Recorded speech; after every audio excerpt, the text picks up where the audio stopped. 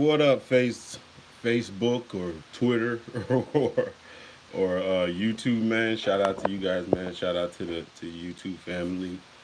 Man, I'm glad to be back at home, man. I was trying to do a stream over the phone, man. That's a hard thing to do. I'm in the comfort of my own home now. But anyways, man, I've been listening to a lot of videos of this whole new movement, and it's interesting. You know what? Because I guess if you don't totally agree with it, you're a disruptor, or you're confused, or whatever, man. It's I don't know. It's just this is just a very interesting thing, and I was thinking, I can't remember what educator or YouTuber or somebody just said that a lot of times the traits get passed on, and the trait in this instance, I think the way that is being executed, and maybe I'm totally off base. I made a video earlier. I had one person comment. I don't really get that many comments. I don't really do that many videos. But anyway, one person commented, and he was commenting like basically stepping. Basically, I was like, you accused me of like stepping on the movement. Not stepping on the movement. It's just the rhetoric.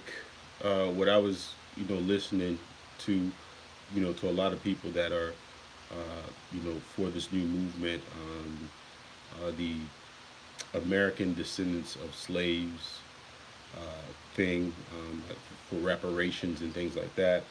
Uh, I guess I get it. I've been listening to a lot of people, and I guess I was listening to the more popular people that I guess in their videos they use a lot of hyperbole, and just to get the people riled up. I understand they got to get super chats, got to get listens, you got to call uh, controversy, got to crack some eggs, they got to do all that type of stuff. And I guess the only part of it that I got was just the whole negative aspect of it. Of it just seemed like, because if you're an immigrant, a black immigrant, me, in my instance, I'm Haitian. Uh, we're not allowed to be part of this movement anymore. It's kind of like stay in your place, and I don't know. I guess if you don't totally agree with that whole narrative of stay in your place, I guess that you're a disruptor or you're against the movement. I do believe there should be definite reparations. I definitely believe there needs to be reparations. I mean, that's not no uh, there, there has to be reparations, because what's happened to the, I guess, the indigenous people of America, which include Africans and stuff like that, is reprehensible. I mean, it's a bad thing. But I don't know if the solution is like dividing us more and more and more, or you know the part about it that I don't like is, you have people saying slick shit about the Caribbean people or whoever, and and the Caribbean people have made a lot of contributions to what is unquote quote black society. I mean, if you go from Marcus Garvey and uh, Minister Farrakhan, I mean that's not a cop out. I mean that's just what it is. Harry Belafonte. There's a long list of them. Khalid Muhammad. A lot of those people have different ties. So, but it almost, like anything, I gotta follow the money. I gotta follow the money. You gotta take a step back. Follow the money, especially when things get popular. You know, things get popular really fast. You have the Me Too movement. You know that. That all of a sudden that just came out of nowhere, and then you have like MAGA. You have those hashtag acronyms. There's usually some a big pot at the end of it. There's a big pot at the end of it, and now you're segmenting another. Like a poor and disenfranchised group of people, and before I can understand it was the Browns. We need to get the Mexicans and the illegal people out of it. We need to get them out of there. You know what I'm saying? We need to get them out of there. I understand that part, but now we need to get if you're not a first person or a first what's the name so basically all the contributions or you know I guess you once you're Caribbean or whatever like that, or or African or not, you I guess you can't be pro black enough. And the gentleman that was I was having a little back and forth with was talking about the the ADOS movement is Pan African. I mean, it's Pan African, but the most of the commentary that I've heard so far, it almost seems like it was anti Pan African. It's like you know uh, it almost kind of reminds me of the Make America Great Again example. You know, America first. Put America. It's the same philosophy. Put America first. Blah blah blah. I understand that, but it's like I'm, I don't like negative comments. I don't like negativity because if I guess if I'm too candid and I say exactly what I feel because I'm only human. You can I don't give like I mean I don't stand for people uh, making disparaging comments about myself, my ancestry, my heritage. I mean I don't cop deuces like that. I just it's just not me. You know what I'm saying? I can't sit in the corner and just be quiet. Uh, it, it almost seems like the people that are pushing this narrative is almost like a bourgeoisie type people. We were here first. We were here first, and y'all gotta go, or y'all standing in the way of something. Like I said before, I think you can walk and chew gum at the same time. You can have the brothers from Nigeria, you can have the brothers from Grenada, you can have the brothers from Jamaica and all that stuff. Be part of your movement and and fight for you because you know my my parents are from Haiti, but if you look at you can look at all my media, you can go on my podcast, you can go on my YouTube channel. I've always been pro black, African first. My wife is African. Not African, but she's African American. And I've always talked about buy black. I always talked about you know uh, black empowerment, and now it's almost like because you have this stain that you gotta go sit in the corner somewhere and just kind of like be quiet and and listen to people make low key disparaging remarks about your type of people or whatever. And maybe I'm way off base because I hope that's not the overarching narrative of this whole movement. Uh, I guess maybe I might have jumped the gun. I probably need. I listened to O'Shea Jackson.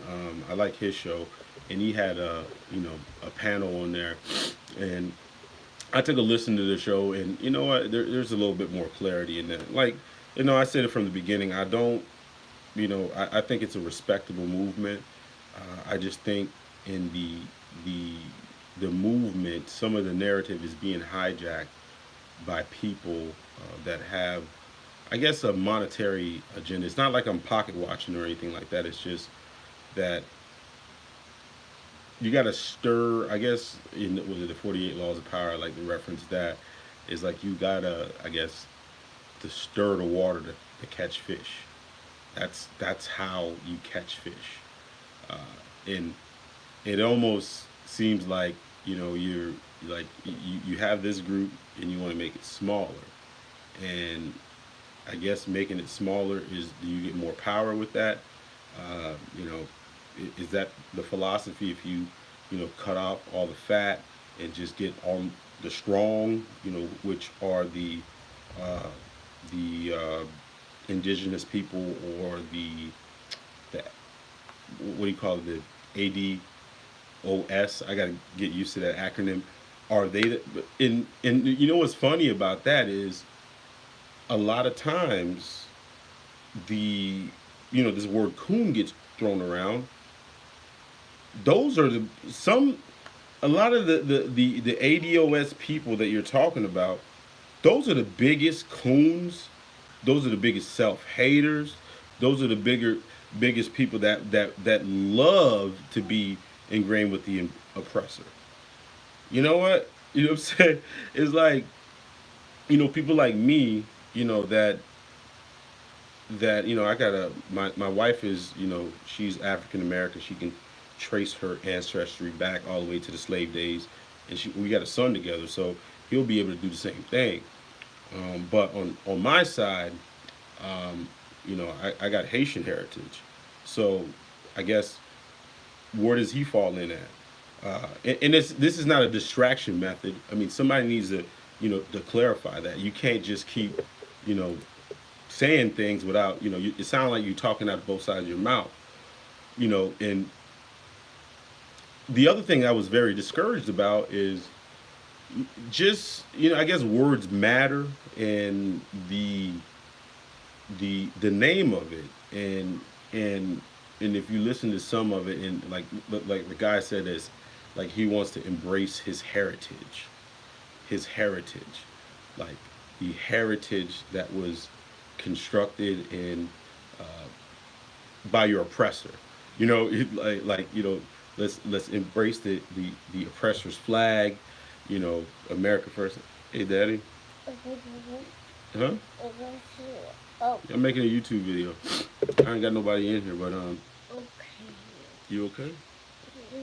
Yeah.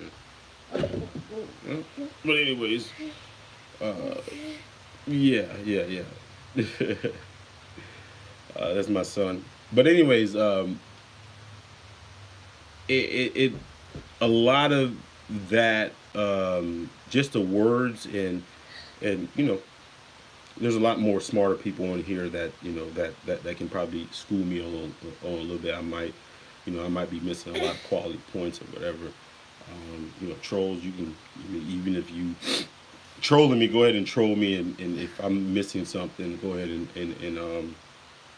bring that out.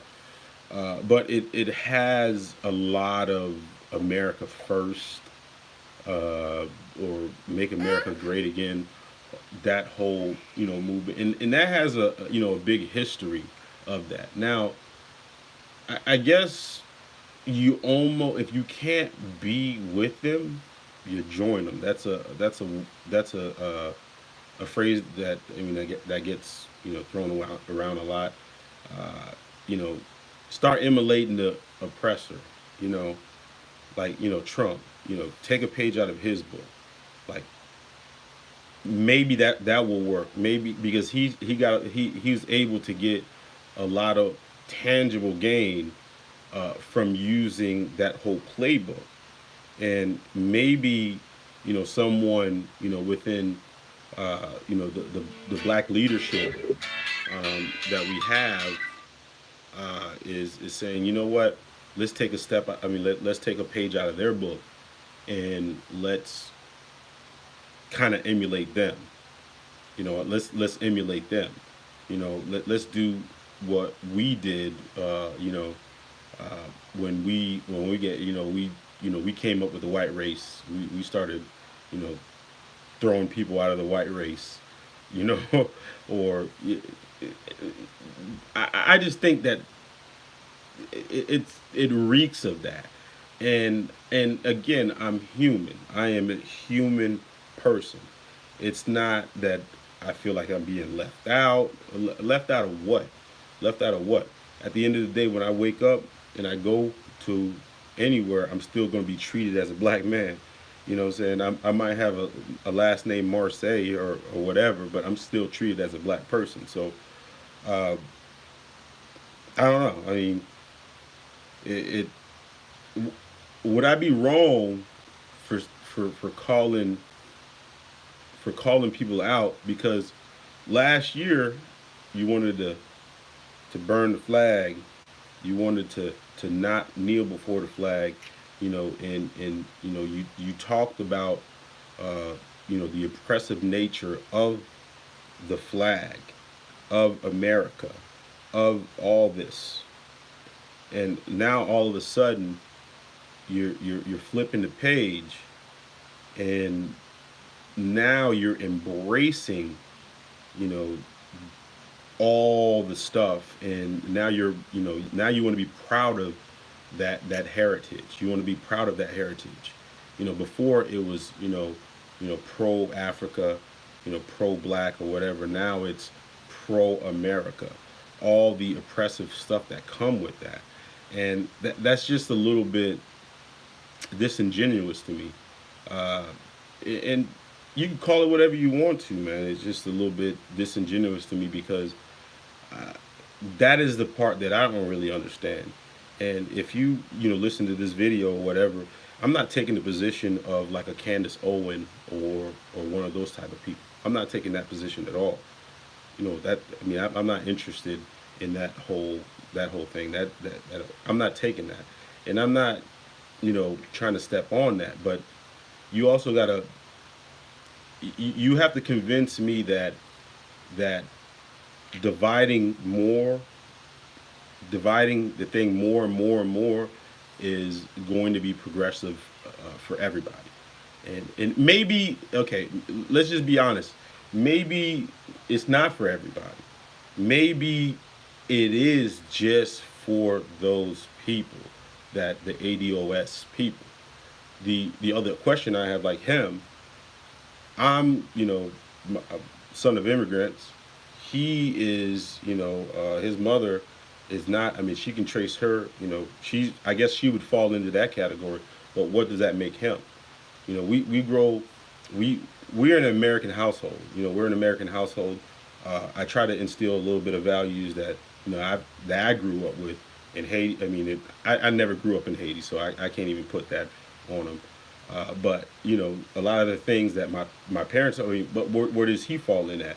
And then that's a big question because you're going to have a whole bunch of people that, if you want to get technical and say, hey, you know what, we want to do this ADOS thing, and then you have a mulatto or something like that, and they were probably raised up in the in the white household or whatever, and they have certain ideologies and stuff like that. But because they were ADOS or whatever, then you can, I guess they get a free pass. But someone that like me that's been pro black all my life, I guess I have to just sit in the corner and just be like, hey, oh, okay, all right, yeah, you right, yeah, okay, all right, uh, you know, and and that's and it kills me because that is the there's a lot of nuances in anything. There's a whole bunch of nuances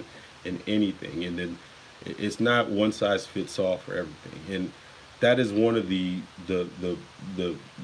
I think that's one of a huge problem, and I don't know how that's ever going to be addressed, because when you use that one size fits all mentality and you don't have any dissension, I guess you can't really have any public dissension. So that's, I guess that's the part we got to work. I mean, it's a work in progress, but I'm a little bit more calmer now. But anyways, man, I wanted to get that off my chest. You all right? You okay? You okay? Yeah, please. Yeah. But we're gonna get off here, man. Which is okay. Yeah. But anyways, man, make sure you guys like and share my page. Uh, subscribe. Leave comments, negative comments. You know, whatever you want. I don't. I don't care. But just leave something. You know, be positive.